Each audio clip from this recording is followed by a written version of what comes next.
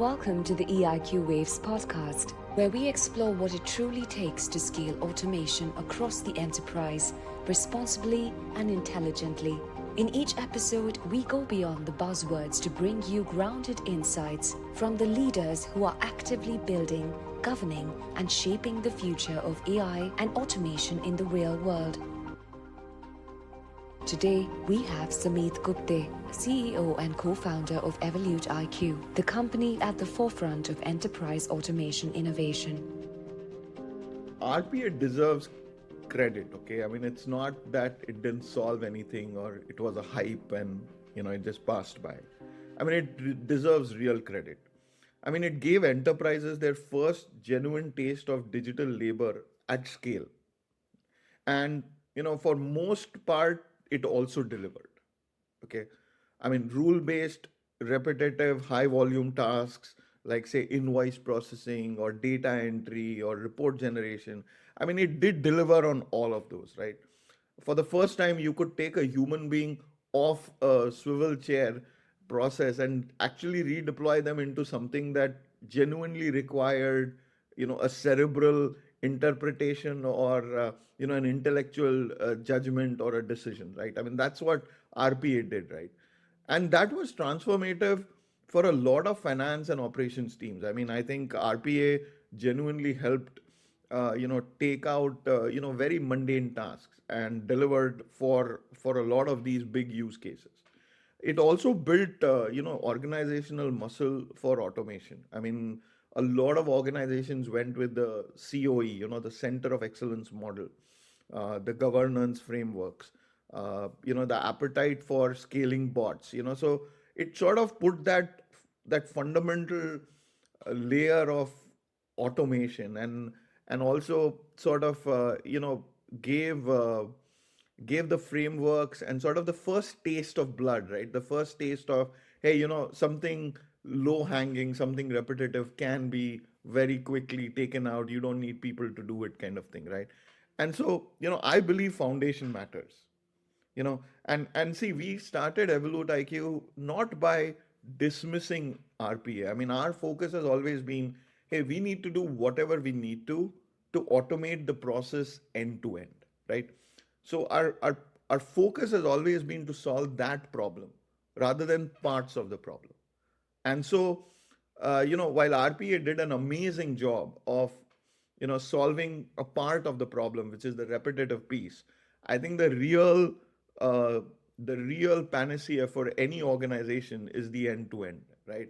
When we started Evolute IQ, our question was not dismissing or sort of ignoring the RPA, but saying, okay, you've solved part of the problem. What next, right? And our focus has always been we want to solve the full problem rather than parts of the problem.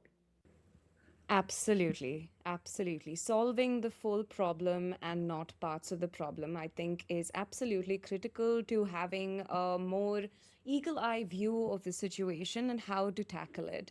Now, can you tell me where does it start to break though? What are the symptoms that leaders see? Are there signs that we can probably point to and say, probably this is not the direction that we should take it? First and foremost, the bot sprawl, as a lot of organizations refer to, it is a direct contribution to rising maintenance costs. I mean, you've got 200 bots, 30% or 40% of them break every time, a UI changes or a vendor updates, something on their system, or you do some patch updates. So, that's the first thing that you come across. The bot sprawl causes a lot of rising maintenance costs, right? The second is, exception queues that only grow over a period of time, right? Because what you've seen is RPA was never actually designed for variability, right? It was just designed for repetitive tasks, and it does a great job of that. Any deviation from the defined path, it will just kick it back to the human, right? So that's a typical symptom you should look out for. The third one, which is the most common actually, is this whole fragmented automation islands. You know, bots that touch one part of the process but can't see the end-to-end outcome. You know, and that's a very dangerous place to be. I mean, It's like imagine having your a V12 engine on a bullock cart. I mean, it's you have one part of it which is very high speed, and but it doesn't have a full view, right? So I think it's something of that sort, where you have these fragmented pieces where it is accelerated and they don't have the view of the whole thing.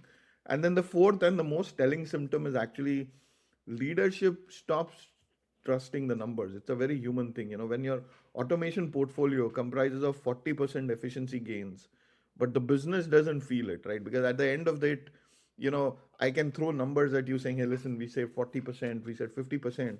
But if the business doesn't feel that, you've actually got a process that actually solves that, your coverage problem is solved, then you have not really solved that problem. And RPA was optimized for the predictable, but the reality of life is, enterprise work is not predictable, right?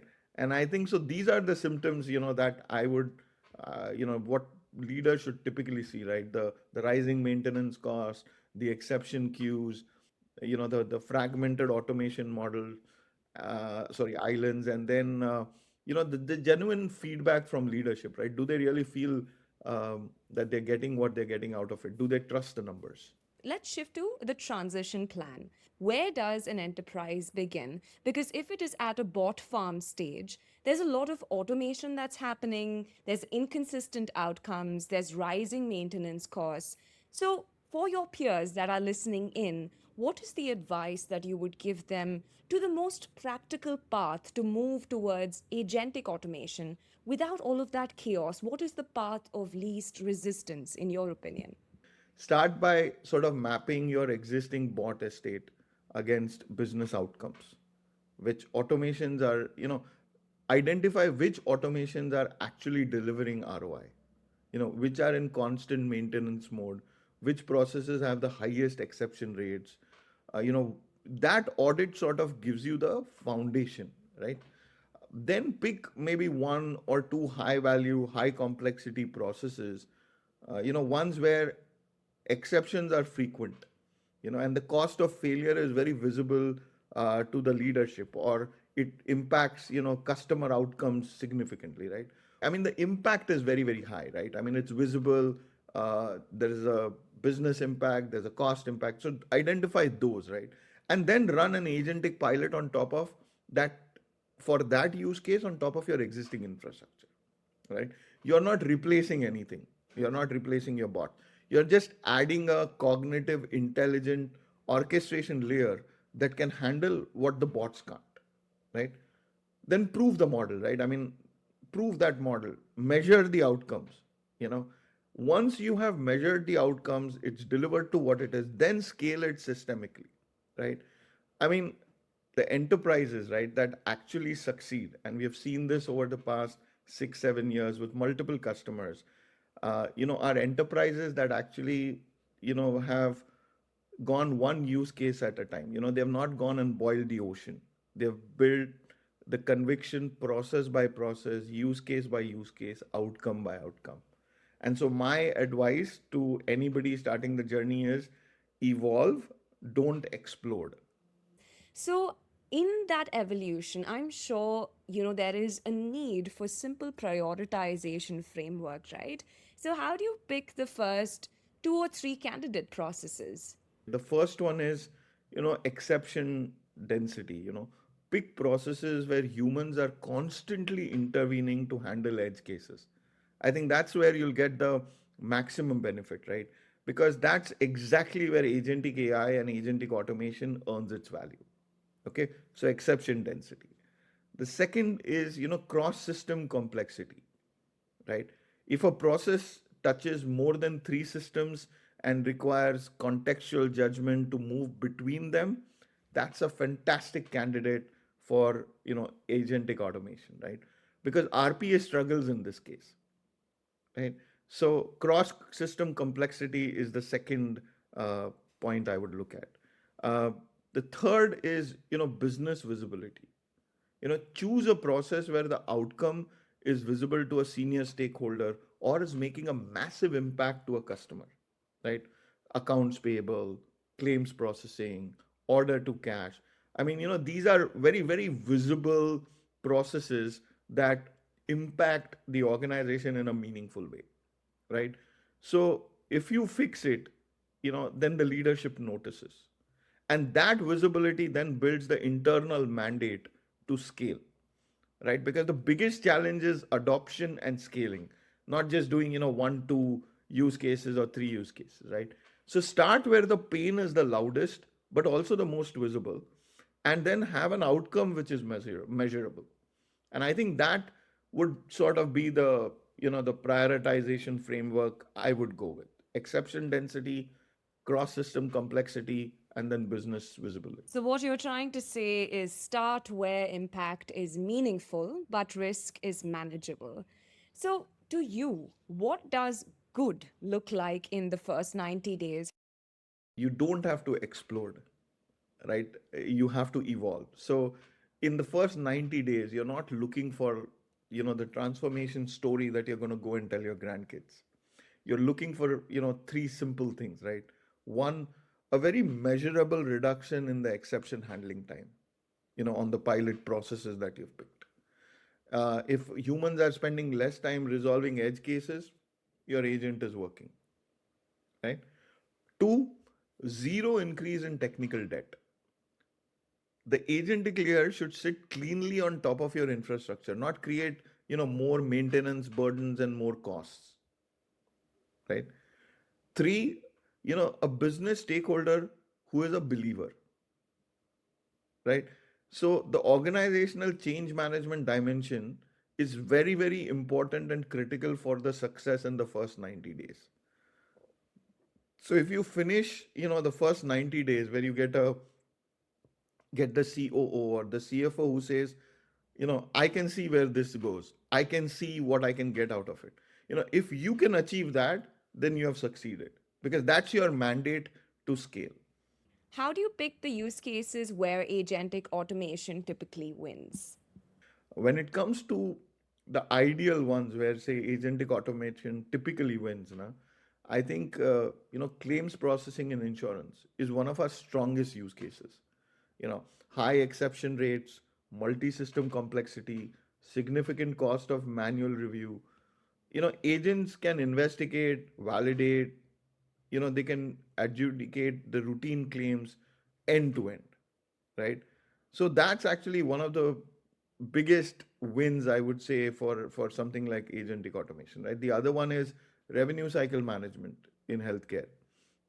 Billing, coding, collections, where the variability is enormous and the cost of errors is exceptionally high for the provider as well as the customer, right? uh, the third one I would be, say, order to cash or procure to pay in the FNA space, right? I mean, because that process spans ERP, vendors, external vendor portals, approval chains. So, it's an ideal candidate, to demonstrate an agentic automation win because they're high volume and high stakes, you know and then off late, we are also starting to see strong results in IT operations and service management, where agents can triage incidents, cross reference historical data.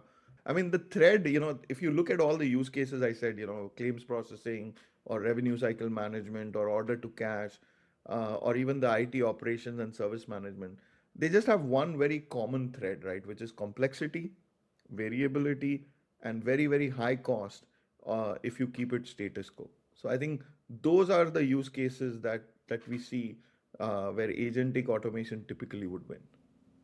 Absolutely, some very, very critical takeaways there. And I just want to touch upon, the other side of the spectrum.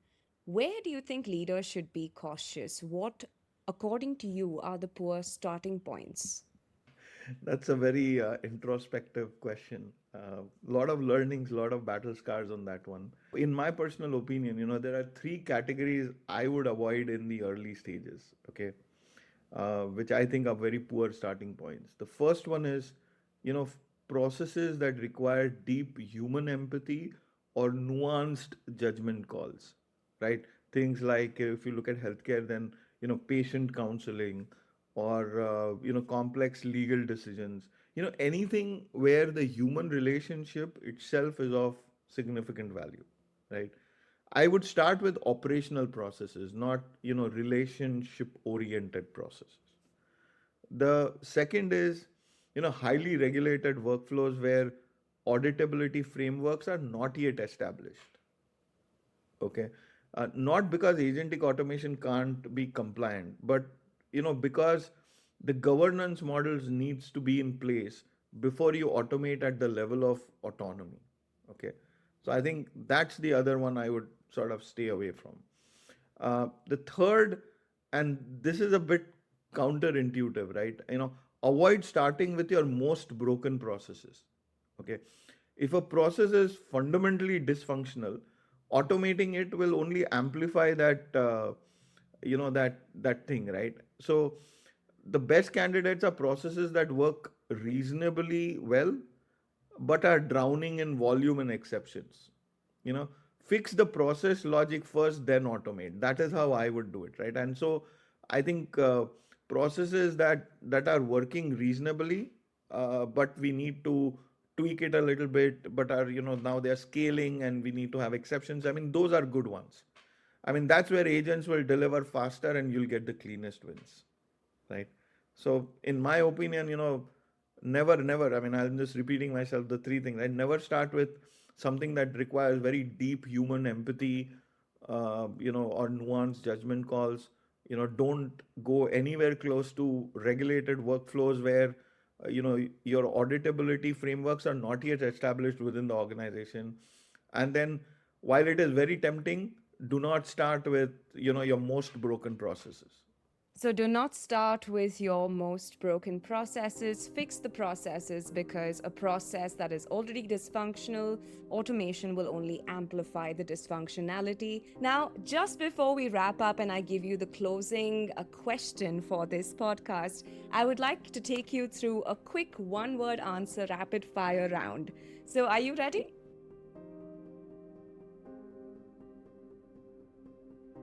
Agentic automation means the AI runs wild. Myth or reality? Agentic automation means, AI runs within bounds that you define. The whole point is that you set the objectives, the guardrails, and the escalation logic. The agent operates autonomously within that envelope, and it doesn't rewrite its own mission. The enterprises we work with, particularly in the banking and the healthcare, would never deploy a system without any governance layer. Autonomy and control are not opposites. They have to be co-designed. Now, the myth is that we need to rip and replace our old tech investment. What is the reality of that? Yeah, that's completely false. Yeah, completely false. And honestly, I think if any vendor is telling you that, be skeptical of their motives. If you look at Evolute IQ, we are designed to orchestrate what you already have. Your RPA bots, your ERPs, your legacy systems, your APIs. I mean, we have 3,000 connectors out of the box. The goal is to put an intelligent layer on top of that and to see the whole process, not blow up the investments that you have made, over several years, and do that. So I think, yeah, completely false. Absolutely. Weaving the old with the new. That is essential. Now, my last myth, and this is quite straightforward. Why is it not a chatbot? Chatbot responds, an agent will act. That's the fundamental difference, right? A chatbot will tell you what is the status of a claim. An agentic system like an Evolute IQ will investigate the claim, cross-reference the policy data, flag anomalies, escalate where it is needed, and resolve it. The whole end to end, without the human touching it, unless the situation genuinely warrants it. So when people call it just a chatbot, they're thinking of front end interface. Agentic automation lives in the process layer. It's the operational backbone, not a conversational surface. Sameet, just before I wrap up, I would like to ask you one last question. Is if you had to leave leaders with one actionable takeaway after today's conversation about moving from RPA to agentic automation, what would it be? I think take a step back first and understand what is needed in your organization, right? Sort of map what your business needs. I think most of us just jump into the deep end of the pond because that's what's happening, that's what we are expected to do, that's what my board is asking me to do, all sort of things, right? The truth is, you're moving from a repetitive task based, very low hanging, non-intellectual, uh, building block to something which is autonomous, needs to have guardrails, right? So that whole journey, my thing would be step one, take a stop, take a step back, take a inventory of what are the processes, what's going on, what do you want to do, how do you want to do it, when do you want to do it, why do you want to do it, right? So I think that's the most important. The second thing is make sure that you have the buy-in of your leadership, the business leadership, the technology leadership, and the operations leadership. This kind of transformation doesn't happen because it's a project or a program. It is the way you will be conducting your business, right? So I think that is very important. That's the second piece of it. The third thing is definitely enable your leadership and your teams in the AI space, right? Get them educated. There's a lot of, false narratives that are out there in terms of what works, what doesn't work, or what is AI, or what is going to happen or not happen.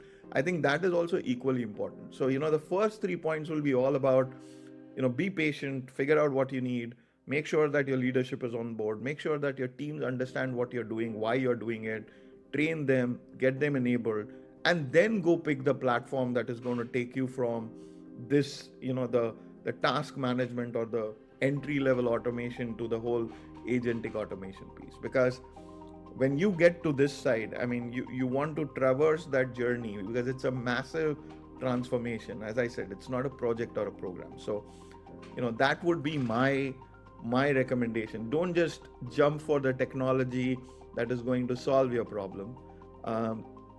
First, understand what your business needs, get your people to accept that change, then sort of work with your teams, train them, and then get to the place where you've picked the technology and then you're implementing it.